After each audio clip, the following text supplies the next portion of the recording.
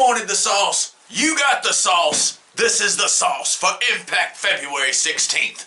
Impact likes to start their show off with a wrestling match. Who'd have thought? An X Division title match. You can learn something from this WWE. X Division title match, Josh Alexander challenging TJP. This is gonna be good. This match starts off with some serious technical wrestling, really fine-tuned, good-looking stuff. They're not throwing punches or kicks. We're talking real pro wrestling.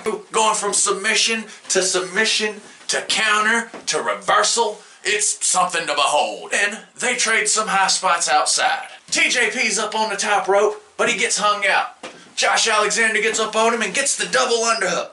But TJP slips out, face plants Josh Alexander on the ground. He jumps off going for the Black Mamba Splash, but Josh Alexander gets the knees up. He counters into an ankle lock. TJP gets out of that and turns it into the octopus hold. False finish, but it was good. Out of nowhere, Josh goes for the big boot. He misses. He gets put down with the kick. TJP hits the top rope. Black Mamba Splash. 1, 2, 3. This is how you start a wrestling show. 5 cans of sauce. Still new to Impact. I haven't been watching that long. But I do know Brian Ryers is the most professional wrestler, and he's been paying Homicide Hernandez to be his heavy.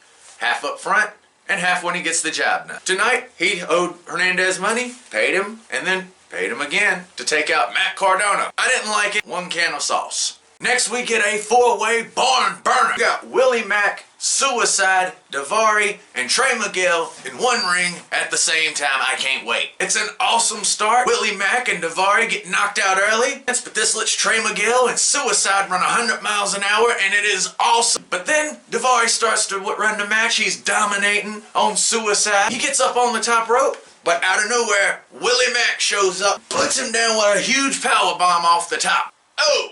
Willie Mack's running around, beating on people, until Daivari hits him with a missile drop kick. Suicide nails him with a back elbow. Looks like Suicide's got it won. Trey Miguel with the NEOI off the top rope, puts him down. 1, 2, 3.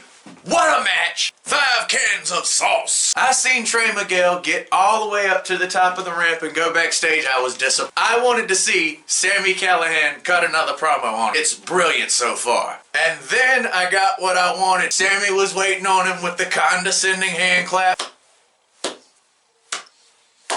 And he just completely takes Trey Miguel's win away. You won tonight on a Tuesday. Too bad you didn't win at a pay-per-view. Oh.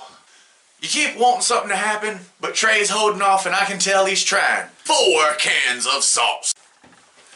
Next, we get Scott D'Amore having a meeting with TJP when Ace Austin just busts up in the place like he owns everything. He goes to Scott D'Amore and is like, "Where's my title shot, homie? I won the X Cup a while ago." Scott D'Amore breaks him down smooth. He's like, "Alright, win this 6-man tag match. Winner of that team has a 3-way match. The winner of that gets to face TJP for the X Division title." And Ace is like, "Is that all? Alright, holla back." I like Scott D'Amore. As always, fair, cool, can't beat it. Scott D'Amore and this segment, 4 cans of sauce. Next we get Hernandez versus Matt Cardona with Brian Ryers at ringside. This match starts off hard as Hernandez just slings Matt Cardona across the ring, but Matt Cardona gives him a drop kick to the face. Hernandez rolls out the ring, but Matt Cardona's like, "Nah, we in this." He comes with a drop kick through the rope to the face. Hernandez rolls himself back into the ring. Comes Matt Cardona going for the radio silence, but Hernandez pops him up in the air, and when he lands, it's with that low blow. Ugly.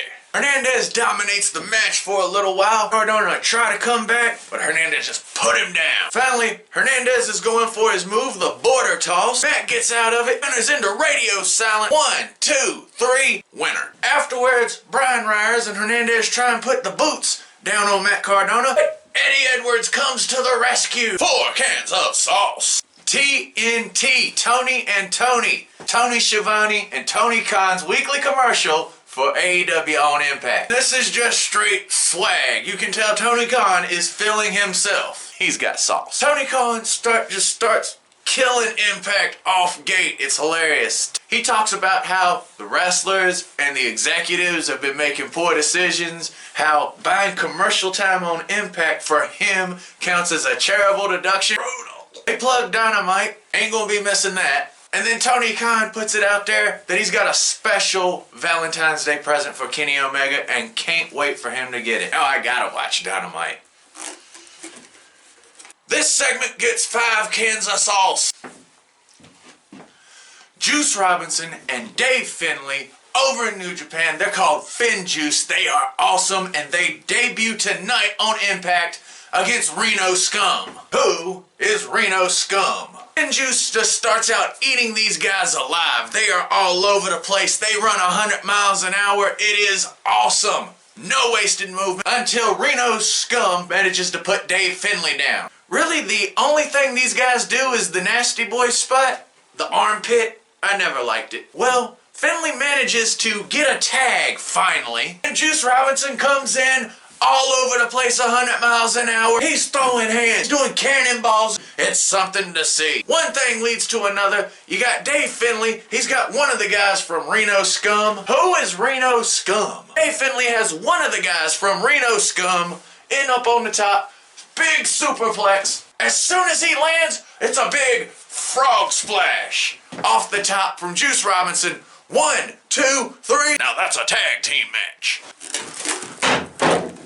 5 cans of sauce. After that, here come the Good Brothers on the mic. They start giving Fin Juice a hard time, going about their history in New Japan. Fin Juice were young lions back when the Good Brothers were in the Bullet Club in New Japan. It's good stuff, you should check it out. The Good Brothers are like, hey, let's go drinking, y'all pay for our drinks. Fin Juice is like, nah, we'll pay for our own drinks, we're not drinking with you. It was okay. It made the Good Brothers look funny. 3 cans of sauce.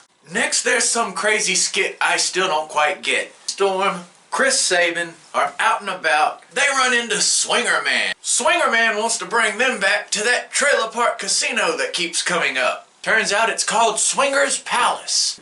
They get there and I'm not sure what I seen from there. This scary cowboy named James Storm rapping. At one point, Swinger Man says he caught crabs from Bob Seger's ex-girlfriend. Say what? And apparently Chris Sabin loves it there. I was confused and entertained. 2 cans of sauce. Next we got Tennille Dashwood versus Nevaya. I was ready for this one. With Caleb, with a K, at ringside. Nevaya came out all alone. Kinda sad. This match starts off great. Solid ring work. They're both going for each other's arms. Tennille gets control and she stays on Nevaya for the first part of the match. Till Nevaya catches her with a sidewalk slam. Boom! Clothesline. She gets her with a knee to the head. It's bad. You know what? She can't hold Tennille down. Unfortunately, Tennille makes a comeback. He bounces off the ropes. Boom! Drop kick to the head. 1, 2, 3. Tennille just made Nevaya look bad in my opinion. And then she celebrates in the ring with Caleb with a K. The match gets 3 cans of sauce. Next we got the Violence by Design promo. I love Violence by Design. These dudes are frightening. You got Eric Young leading the mix. You got Joe Doing, this huge, scary cowboy. And you got Cody Deaner.